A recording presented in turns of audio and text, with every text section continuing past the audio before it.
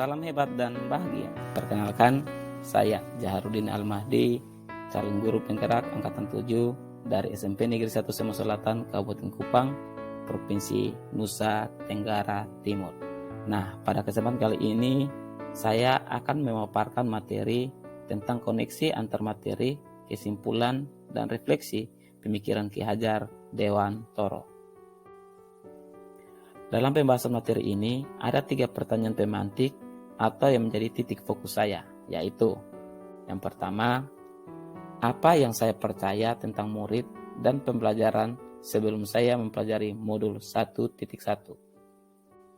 Pertanyaan yang kedua, apa yang berubah dari pemikiran atau perilaku saya setelah mempelajari modul 1.1. Dan yang pertanyaan terakhir, apa yang bisa saya terapkan lebih baik agar kelas saya mencerminkan pemikiran Ki Hajar Dewantoro.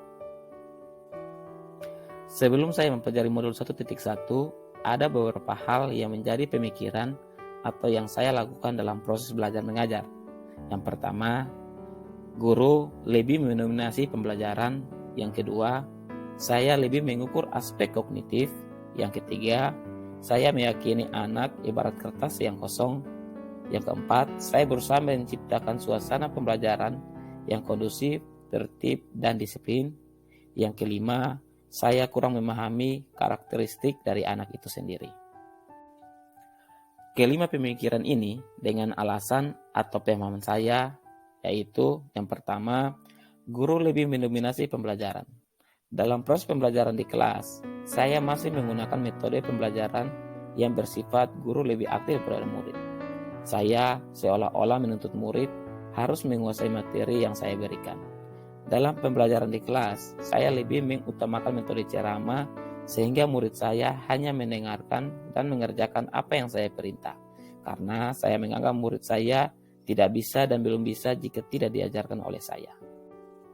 Yang kedua, saya lebih mengukur aspek kognitifnya saja. Saya lebih mengutamakan ketuntasan seluruh materi seperti yang ada pada kurikulum, tanpa melihat kemampuan, bakat, dan minat dari murid.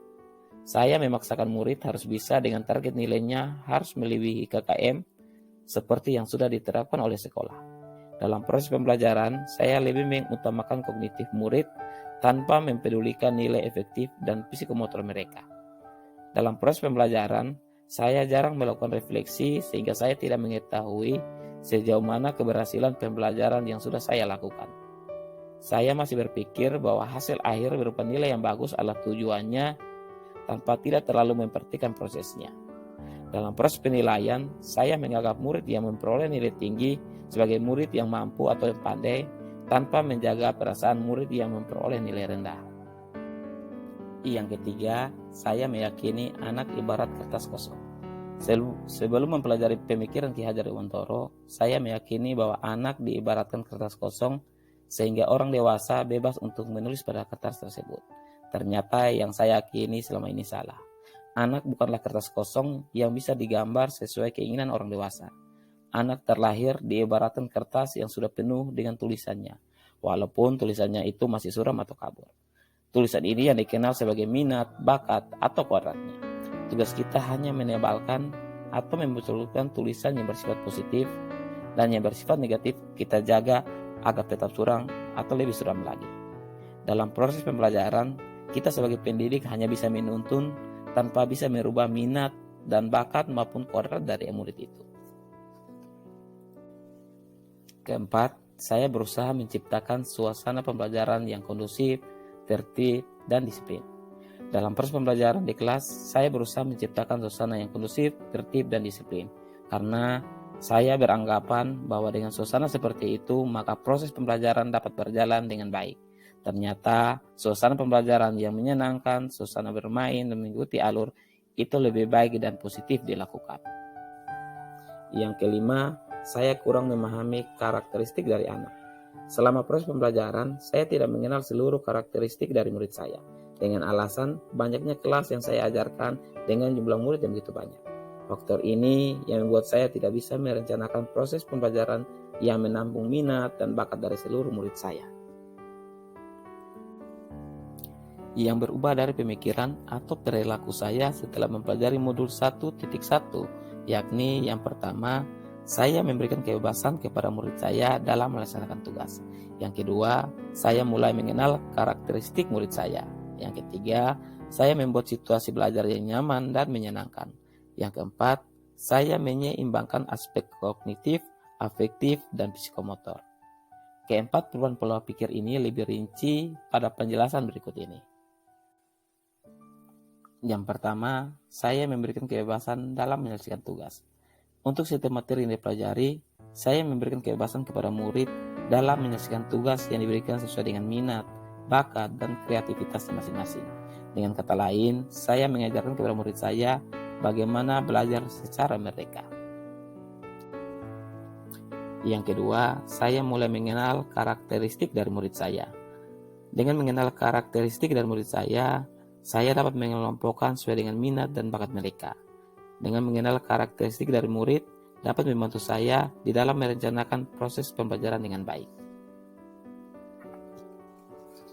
Yang ketiga, saya membuat situasi belajar yang nyaman dan menyenangkan. Saya mulai meninggalkan situasi pembelajaran yang disiplin, dengan aturan yang ketat, terlalu kondusif dengan aturan yang mengikat anak, bahkan dengan ancaman dan hukuman. Saya mulai beralih ke pembelajaran yang menyenangkan dan juga diselingi dengan permainan. Karena kodrat anak adalah bermain. Yang keempat, saya mulai menyeimbangkan aspek kognitif, afektif, dan psikomotor. Dengan menyeimbangkan aspek kognitif, afektif, dan psikomotor, sehingga pembelajaran yang saya lakukan tidak terpaku pada pengetahuan saja. Sehingga murid saya selain mempunyai pengetahuan yang baik, juga mempunyai budi pekerti yang luhur dan memiliki keterampilan yang tinggi. Yang bisa saya terapkan dalam kelas saya sesuai dengan filosofi pemikiran Ki Hajar Dewantoro adalah sebagai berikut. Yang pertama, menerapkan sistem Among dan merancang pembelajaran yang aktif dan menyenangkan. Yang kedua, mengintegrasikan profil pelajar Pancasila di dalam pembelajaran. Yang ketiga, melaksanakan pembelajaran sesuai kodrat alam dan kodrat zaman. Yang keempat, menebalkan aspek afektif dan psikomotor. Dari keempat unsur ini, hal-hal yang bisa saya terapkan lebih jauh di dalam kelas saya sebagai berikut. Yang pertama, menerapkan sistem Among dan merancang pembelajaran yang aktif dan menyenangkan. Dalam merancang pembelajaran yang aktif dan menyenangkan, saya akan menggunakan model, metode, media yang bisa membuat anak aktif dalam pembelajaran. Dalam pembelajaran, saya juga akan menerapkan sistem Among, yaitu saya tidak akan menuntut banyak pada murid saya. Yang kedua, mengintegrasikan profil pelajar Pancasila di dalam pembelajaran. Saya akan memfasilitasi murid saya agar dapat memiliki aspek-aspek yang ada dalam pelajar Pancasila, sehingga dapat mereka terapkan dalam proses belajar mereka. Yang ketiga, melaksanakan pembelajaran sesuai kodrat alam dan kodrat zaman.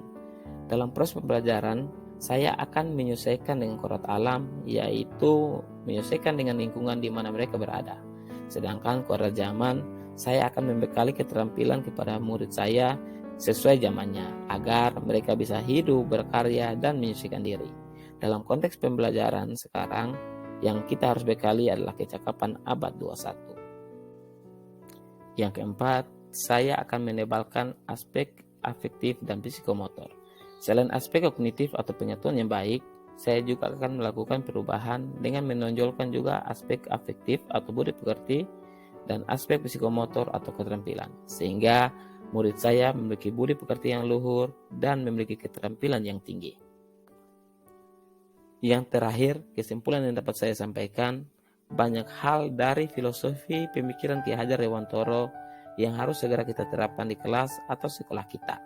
Salah satu contohnya yaitu anak-anak atau murid kita itu tidak terlahir seperti kertas putih kosong yang dapat seenaknya kita warnai atau kita tulisi, tetapi mereka terlahir sebagai kertas yang berwarna dan sudah terisi oleh tulisan-tulisan walaupun masih samar-samar.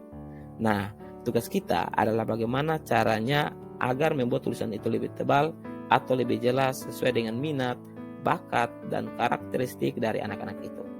Selain itu, pendidikan bukan hanya saja untuk menuntut ilmu, tetapi kita juga memberi suri tauladan menuntut mereka untuk memiliki profil pelajar Pancasila dan memiliki budi pekerti yang baik.